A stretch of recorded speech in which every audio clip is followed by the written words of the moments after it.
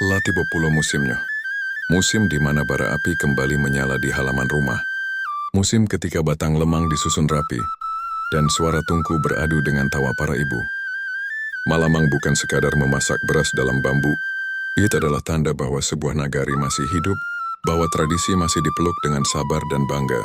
Di balik asap yang naik ke langit, ada doa-doa yang diam-diam ditanamkan, ada warisan yang disampaikan tanpa kata, hanya lewat rasa, kebersamaan, dan tangan-tangan yang bekerja tanpa pamrih. Ketika lemang akhirnya diangkat dari tungku, aromanya membawa kita pulang. Pada ingatan masa kecil, pada suara orang tua, pada jati diri yang tak pernah hilang. Latibo Pulo musimnya. Dan setiap kali musim itu datang, kita seakan diingatkan. Adat bukan untuk dikenang saja, tapi untuk terus dihidupkan.